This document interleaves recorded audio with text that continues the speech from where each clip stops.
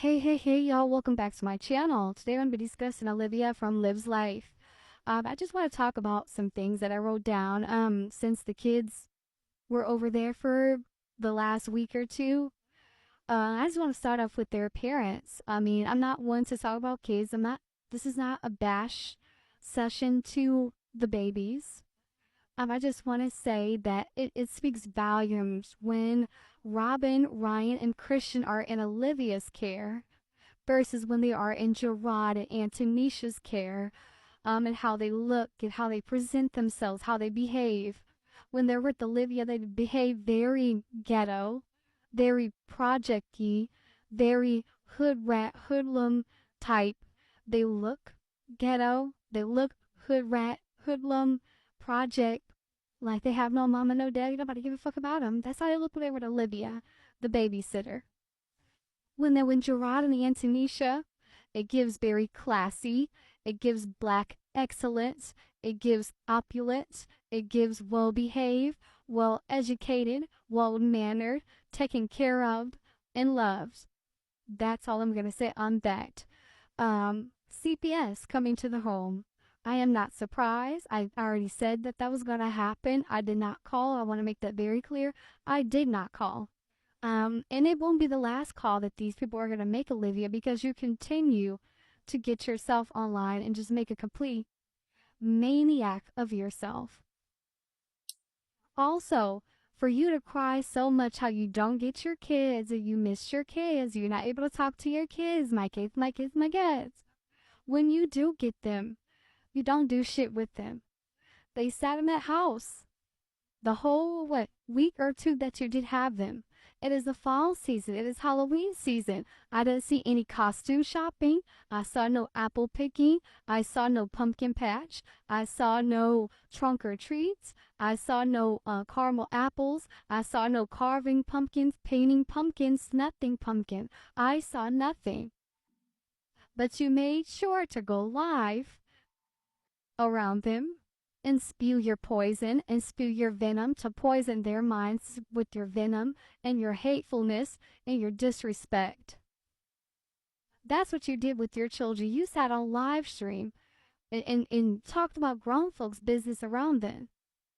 Totally out of line. And I want to tell you this, your children would not excel with you. Let's be very clear. Robin, Ryan, and Christian are very smart. Very smart. But you don't bring that out of them because you don't bring the best out of them. You don't want the best out of them. When they were with you, they did not excel in school. They didn't go to school. Let's clock that T. They did not go to school. They were in extracurricular activities. They did nothing. They sat in the house all day while you screamed and yelled at your phone, beefing with reactors, beefing with other YouTubers, beefing with their father. You didn't do shit when you had them, so they would not excel in your care. Let's be very clear on that. And it's showing. It's showing. Also, that's all you do is talk about Gerard. I mean, you said that he wouldn't talk to you. Now let me tell you why he won't talk to you, because you're not trustworthy. First of all, you're not honest. You're not a good person. I wouldn't talk to you either. But then in that very same live, you said that he tried to talk to you and he put his arms over your car hood and was trying to spit game. Which one is it, liar? Did he try to talk to you or he won't talk to you? And you keep putting the blame on Antonisha. Gerard is disgusted with you. Stop blaming her. Stop blaming Antonisha. I'm telling you this from personal experience. When a man wants nothing to do with you, he's disgusted with you. You disgust him. I hope you know that you truly disgust him. I'm just being honest. He's disgusted with you. And you're jealous of Robin. That's why you're so gun-holed on Robin, Robin, Robin, Robin, Robin, Robin. Because you're jealous of her. Yes, you're jealous of her education. You're jealous of the love that she receives online and offline. You're jealous of the family unit that she has with her father, her stepmother, and her siblings. You're jealous of the fact that she has a father that cares about her, that wants to see her succeed, that is in her life, that is there for her, that has custody over her, that wants her to do the very best, better than him, and damn sure better than you. Because of your sick, twisted mind, you want Robin to be just like you, with an 8th grade education, with 5 different children from 3 different men, $30,000 in the whole on child support. with a YouTube channel. You want her to be just like you, with no family in your corner that really give a fuck about you, and no friends. You want Robin to turn out just like you so you can have somebody to relate to. But I rebuke you in the name of Jesus. I send all the curses and hex that you put on Gerard and his family and y'all children. I send it back to you tenfold. Ashe, Ashe, and Ashe. Let's talk about AJ. Poor AJ. AJ is so unloved and so uncared for and so underdeveloped and so out of control and out of line and out of pocket. And it's not that baby's fault. AJ, I can tell AJ is such a lovable baby. He's such a lovable child that is just crying out and screaming and just wanting attention.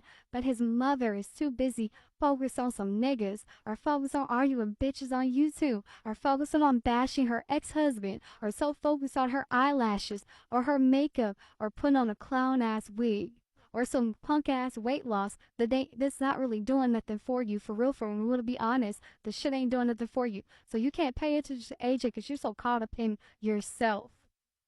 That's why the baby acts out. That's why he's constantly crying and screaming and acting fool, because he has no stimulation.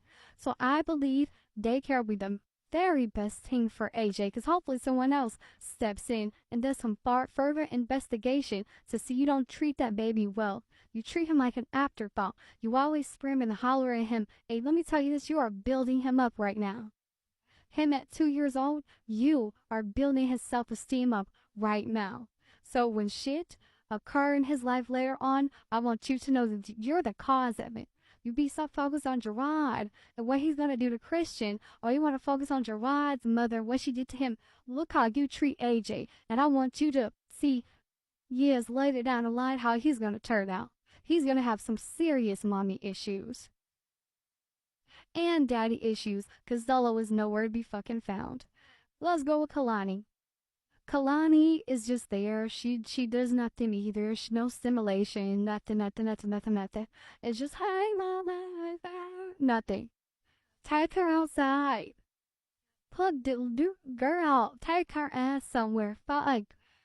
Oh, God. Kalani, child. I ain't gonna say a lost cause because she's not even 1 year old.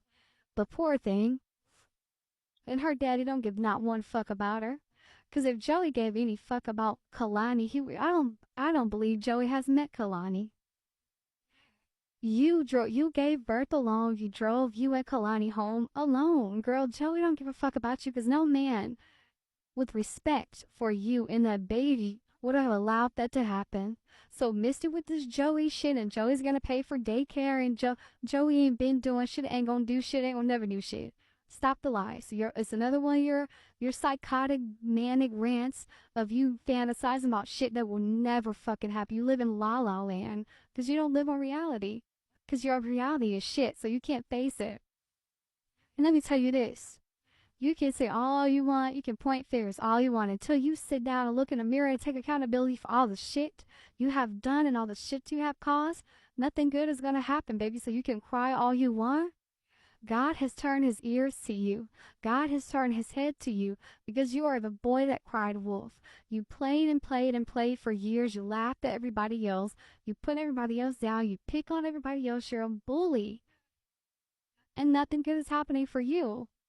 So not only are you in financial debt, you're in spiritual debt. Get to working on all your debt, baby, because until you fix your debt, you're going to be in a shitload of mess. Anyway, that's all I have to say. Be sure to like, comment, and subscribe, and share. Good night.